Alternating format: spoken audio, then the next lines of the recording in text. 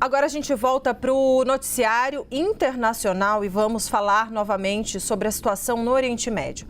Então, 3 reféns israelenses antes em poder do Hamas foram soltos hoje em troca de mais de 180 prisioneiros palestinos libertados.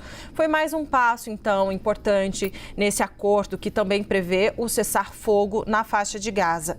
Para entender melhor a importância dessas libertações de hoje e também sobre as incertezas, sobre o futuro da região, a gente recebe agora o professor de Relações Internacionais da UFF e pesquisador de Harvard, Vitélio Brustolin. Mais uma vez, professor, sempre um prazer tê-lo aqui conosco. Bom, já começo te perguntando, então, especificamente sobre essas libertações de hoje, essas trocas de reféns, os prisioneiros por reféns.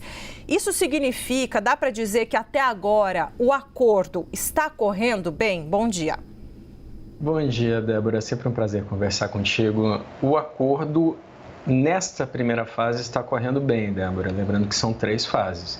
Então, foram libertados até o momento 16 reféns pelo Hamas e o Hamas ainda tem cerca de 73 reféns israelenses, dos quais se estima que pelo menos 30 estejam mortos. Então, Israel recuperaria apenas os corpos para fazer as honras religiosas e essas pessoas serem sepultadas. Do lado israelense, foram libertadas centenas de prisioneiros palestinos.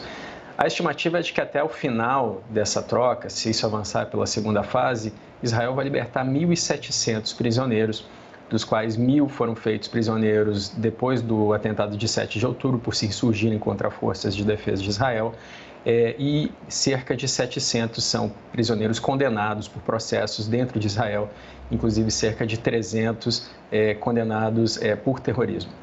Então, essa primeira fase, ela tem avançado bem, Débora. Hoje, aqueles 3 prisioneiros que o Hamas libertou estavam muito magros. O Netanyahu reclamou, disse que não vai esquecer disso, estavam bem abatidos. O Hamas também fez um espetáculo para libertá-los, montou um palco no meio da faixa de Gaza, fez ali uma propaganda de guerra, uma propaganda terrorista, como se estivesse alcançando vitórias nesse confronto.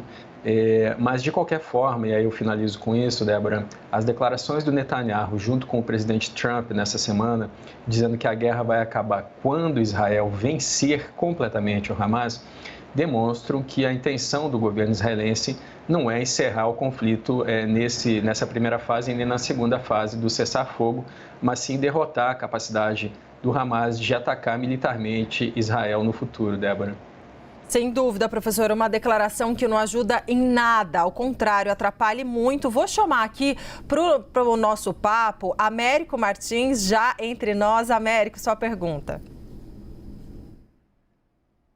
Muito obrigado, Débora. Professor, muito bom dia. Sempre um grande prazer falar com o senhor sobre esses conflitos ao redor do mundo, em especial esse no Oriente Médio. Pegando esse seu gancho, nesta semana nós também tivemos o início dessa segunda fase da negociação desse processo, que poderia levar a um processo de paz. Esse tipo de declaração, somado à experiência que nós estamos tendo agora nos últimos dias, a libertação hoje desses reféns, aparentemente num estado muito complicado ali de saúde, muito magros, pálidos, isso pode nos deixar pessimistas com relação à possibilidade desse segundo acordo? E se esse acordo não funcionar, se a gente não tiver avanço nessa negociação que começou essa semana, o que vai acontecer, na sua opinião?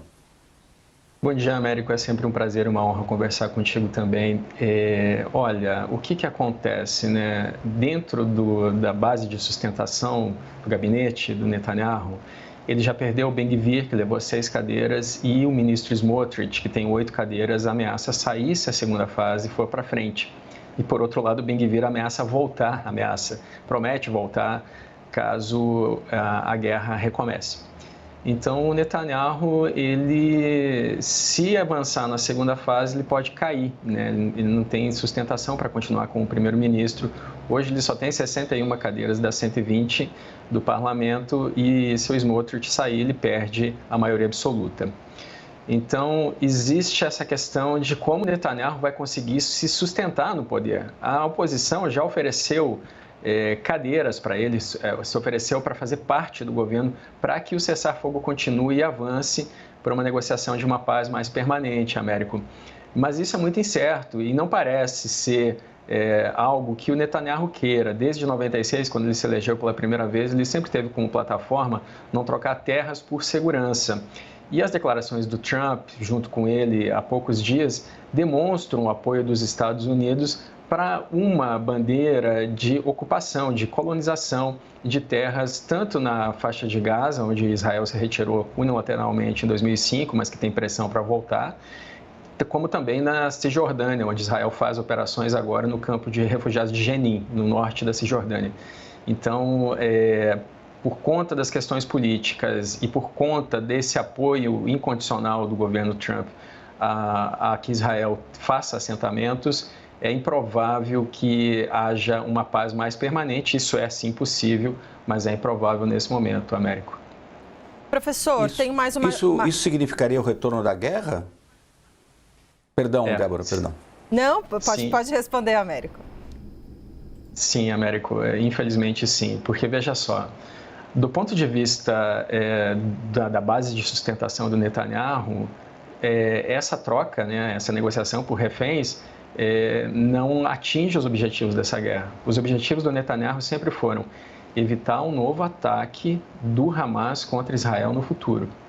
O Hamas começou essa guerra com cerca de 30 mil integrantes. As estimativas é que hoje tem cerca de 15 mil, ou seja, ainda tem metade do poder militar. A gente vê os integrantes do Hamas nas imagens de libertação dos reféns, eles estão mascarados, eles estão com capuz preto e faixas verdes, eles estão armados. Existe uma expectativa de que o Hamas continue no poder, e aí quem venceria essa guerra no final das contas? Porque quando o Hamas atacou Israel, ele queria levar para o mundo uma ideia de aniquilação do Estado de Israel, né? A bandeira do Hamas é o Estado inteiro, né? do mar até o rio. E algumas coisas que o Hamas fez surtiram efeitos. Por exemplo, quando o Hamas atacou Israel, só 139 países da ONU, dos 193, reconheciam a Palestina como um Estado. Hoje são 146. Aumentou o apoio na ONU para o reconhecimento do Estado palestino. Outra questão foi o terrorismo internacional se espalhou pelo mundo. Então, muitas sinagogas na Europa, nos Estados Unidos, estão sob segurança máxima, com escoltas militares, desde 7 de outubro de 2023. Então, existe uma questão que é a ideia do terrorismo se espalhando pelo mundo. Então, na verdade, se o Netanyahu terminar a guerra apenas trocando os reféns, o Hamas pode considerar que teve algum tipo de vitória nessa operação de 7 de outubro, Américo. Bom, quero agradecer a Américo Martins e também ao senhor. Nós conversamos com o professor de Relações Internacionais da UFF e pesquisador de Harvard, Vitélio Brustolin. Obrigada mais uma vez, professor. Obrigado a vocês. Bom fim de semana.